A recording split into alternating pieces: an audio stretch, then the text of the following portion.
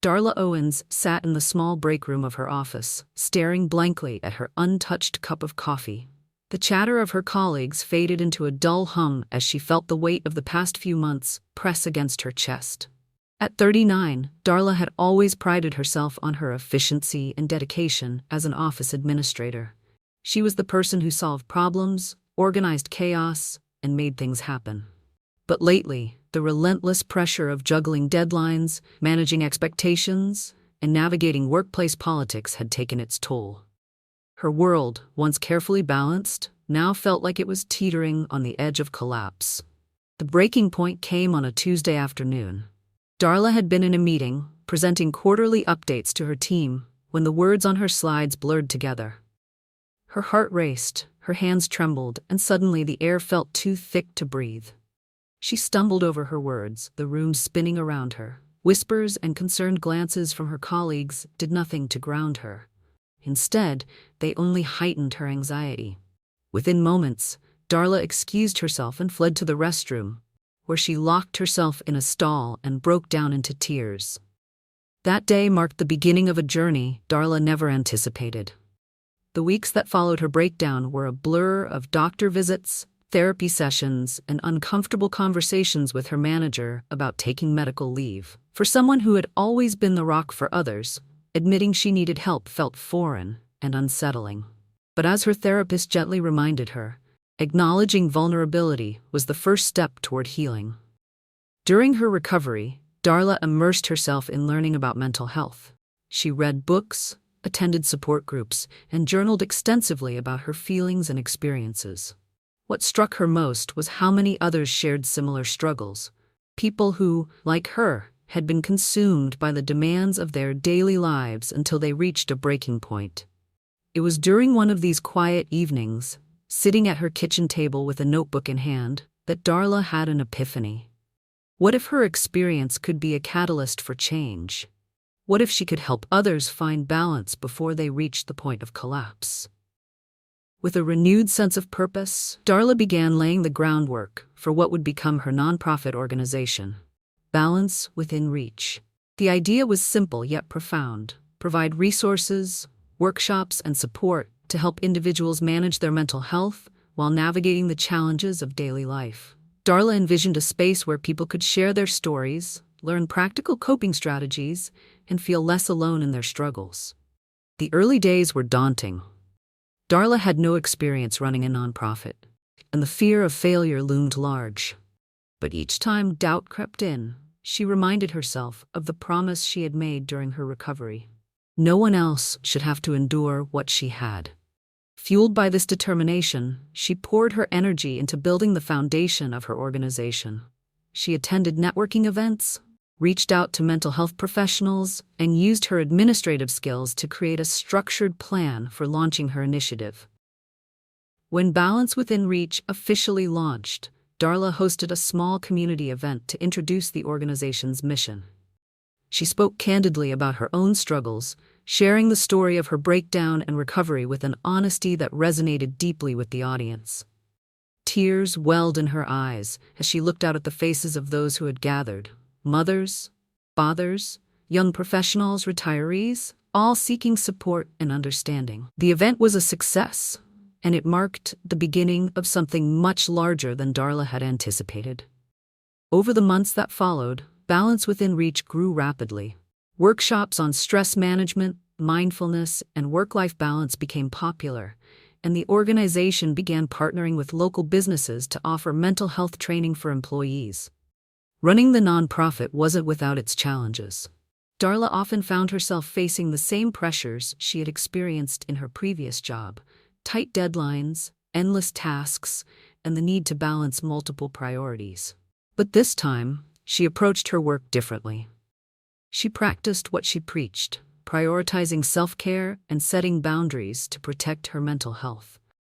There were also moments of doubt, times when Darla questioned whether she was truly making a difference. But then she would receive a heartfelt email from someone who had attended a workshop, or hear a story from a participant who had implemented the techniques they learned to transform their daily life. These moments reaffirmed her commitment and reminded her why she had started this journey. As Balance Within Reach gained momentum, Darla realized the impact extended far beyond individual participants. By fostering conversations about mental health and promoting practical solutions, the organization was challenging the stigma that often surrounded mental health struggles. Businesses reported improved morale among employees who participated in the training sessions, and community members expressed gratitude for the safe space Balance Within Reach provided. Darla also discovered how much she had grown through the process. The woman who had once been consumed by her work now found joy in small moments, taking a walk in the park, laughing with friends, or simply sitting quietly with a cup of tea. Her breakdown had been a painful chapter in her life, but it had also been the catalyst for a profound transformation. Today, Darla continues to lead Balance Within Reach with the same passion and determination that fueled its inception. She knows there is still much work to be done, but she is no longer daunted by the challenges ahead. Instead, she embraces them as opportunities to learn, grow, and create a brighter future. Darla's story is one of resilience, healing, and the power of turning pain into purpose. Through her nonprofit, she has not only found her own balance, but has also empowered countless others to do the same. And as she stands at the helm of Balance Within Reach, she carries with her a simple yet powerful reminder. Even in the darkest moments, there is hope. And with that hope comes the possibility of change. Jason Carter sat at his desk, staring at the memo his HR manager had placed in front of him earlier that morning. His distribution company, Carter Logistics, employed over 200 people, each with their own unique personality, set of skills, and, if Jason were being honest, a litany of complaints. As the owner, he had heard it all. Grievances about long hours, interpersonal conflicts, burnout, and even complaints about the breakroom coffee. Over the years, Jason had grown desensitized to the grumbling. It was just noise, part and parcel of running a business of this scale. But the past few months had been different. The complaints weren't just noise anymore, they were signs of a deeper issue. Turnover rates had increased, productivity was down, and the morale across departments was visibly declining. The HR manager, Lisa Rodriguez, had been particularly vocal about the urgency of addressing the situation. "Jason, this isn't just a rough patch," Lisa had said during their last meeting. "People are stretched thin, they're overwhelmed, and they feel like the company doesn't care about their well-being. If we don't do something, we're going to lose more employees, and not just the ones who are struggling. Our top performers are at risk too." Jason had dismissed her concerns initially, chalking them up to exaggerated alarmism. But after a particularly tense encounter with a warehouse supervisor threatening to quit, he begrudgingly agreed to explore Lisa's suggestion of hiring a wellness coach. That was how Darla Owens came into the picture.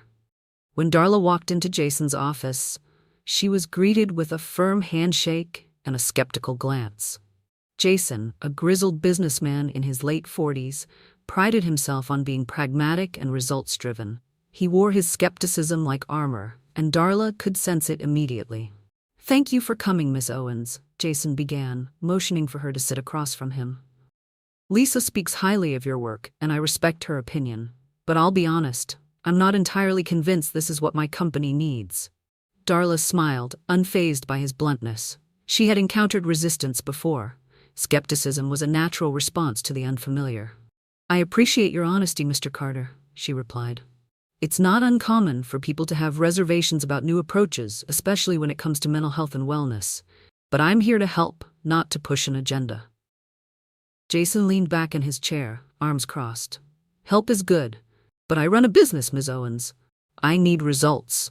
I'm not looking for someone to come in and tell my employees to chant affirmations or meditate at their desks." Darla chuckled softly. "I promise, my methods are practical and grounded. My goal is to equip your employees with tools to manage stress, improve communication, and find balance in their roles. This isn't about quick fixes or abstract concepts, it's about creating sustainable change." Jason raised an eyebrow, still unconvinced. "All right, Lisa set up a session with you tomorrow. I'm giving you one chance to show me what you can do. If it works, great. If not, we'll go back to the drawing board." Darla nodded, her confidence unwavering. "Fair enough. I'll see you tomorrow." The following day, Darla stood at the front of a modest conference room, addressing a group of Carter Logistics employees. The room was filled with a mix of warehouse staff, office workers, and mid-level managers. Jason sat in the back, arms folded, observing the proceedings with a critical eye. Darla began by sharing her own story, her breakdown, her recovery, and the founding of Balance Within Reach. She spoke candidly about the challenges of managing stress and how it can manifest in ways people often ignore until it's too late. Her openness immediately caught the attention of the room. Even Jason leaned forward slightly, intrigued despite himself. After her introduction, Darla facilitated a series of interactive exercises designed to help employees identify stressors and develop strategies for addressing them. She guided the group through practical breathing techniques, shared tips for improving time management, and introduced a method for navigating workplace conflicts with empathy and clarity. One exercise, in particular, resonated with the group. Darla asked each participant to write down one thing that consistently stressed them out at work and one potential solution they could implement. As people shared their responses, a sense of camaraderie began to form. Employees who rarely interacted found common ground, and the room buzzed with a newfound energy. By the end of the session, the shift in the atmosphere was palpable. Employees who had walked in with slumped shoulders and guarded expressions were now engaged and optimistic. A few even approached Darla afterward to thank her personally. Jason, however, remained stoic. As the room emptied, he approached Darla with measured steps. "Well, that went better than I expected," he admitted, "but one workshop isn't going to fix everything." Darla met his gaze calmly. "You're right, Mr. Carter. Change takes time. But this is a start. If you're willing, I'd like to propose a longer-term plan to support your team." Jason hesitated, his instincts urging him to dismiss the idea. But the faces of his employees, hopeful and energized, lingered in his mind. With a reluctant sigh, he nodded. "Let's hear it." Over the next few weeks, Darla worked closely with Lisa to implement a wellness program tailored to Carter Logistics.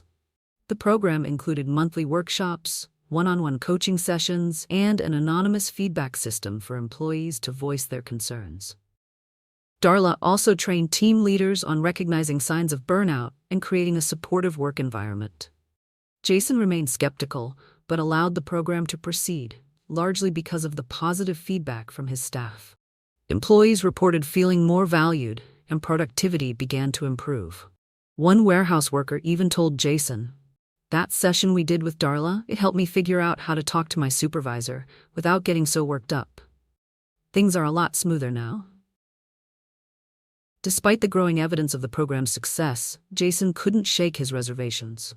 To him, it all still felt too intangible, too new age, as he often muttered under his breath. The turning point came during a company-wide meeting when one of Jason's longest-serving employees, a forklift operator named Mike, stood up and shared his experience. "I've been here for 15 years, Mike began, his voice steady but emotional. "And I'll be honest, there were times I thought about quitting. The stress got to me, and I didn't feel like anyone cared.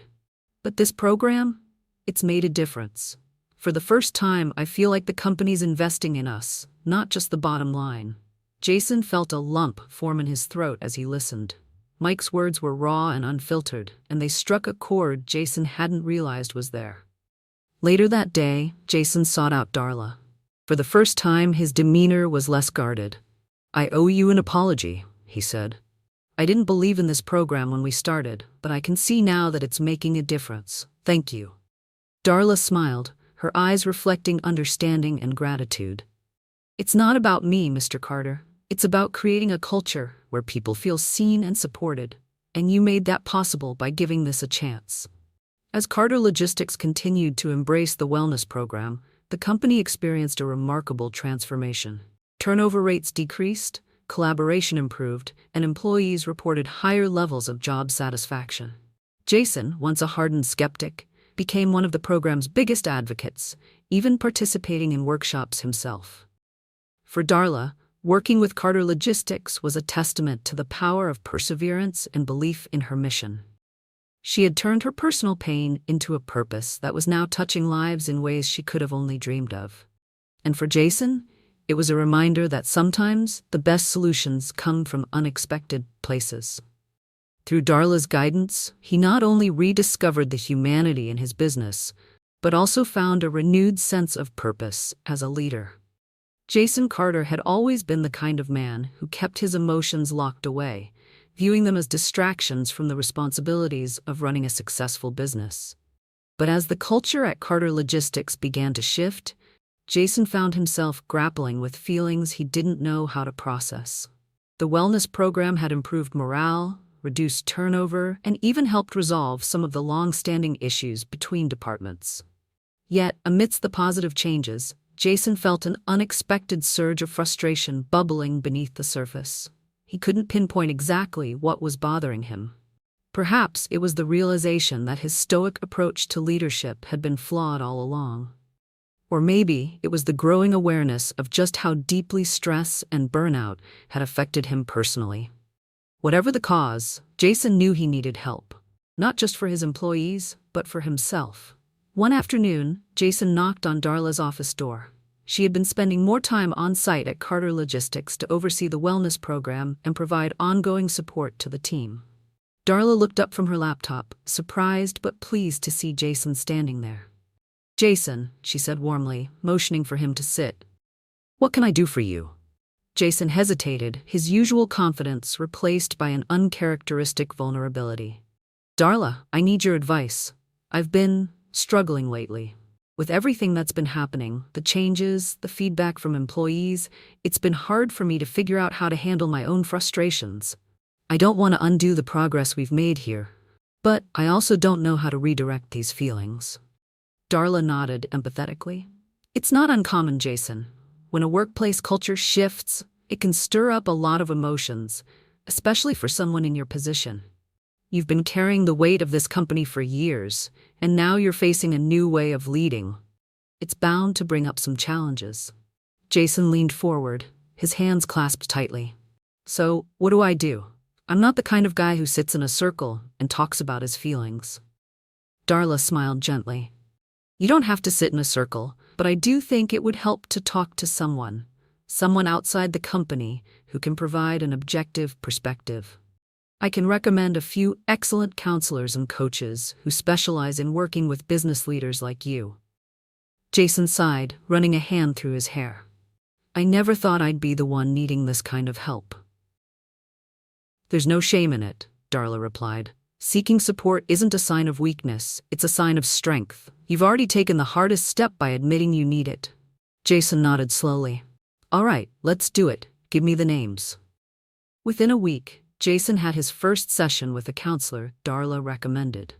The counselor, Dr. Elaine Harper, specialized in helping business leaders navigate the pressures of their roles while addressing the underlying emotional toll those pressures often took.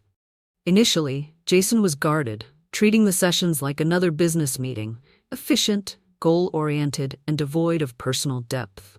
But Dr. Harper had a way of peeling back his defenses. She encouraged him to explore the sources of his frustration, the expectations he placed on himself, and the unresolved emotions he had buried for years. Slowly but surely, Jason began to open up. He talked about his fear of failure, his struggle to balance work and personal life, and even his regret over relationships strained by his relentless focus on the business. As the weeks passed, Jason noticed subtle but profound changes within himself. He became more self-aware, more attuned to his emotions, and more willing to embrace vulnerability.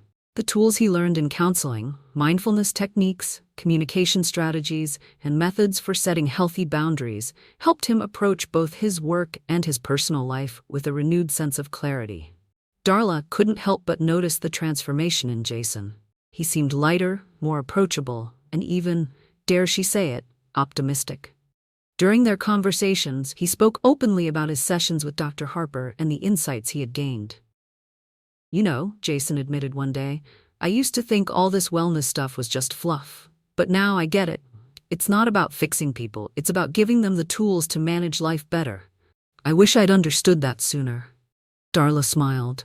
"You've come a long way, Jason, and by setting this example, you're inspiring others to prioritize their own well-being."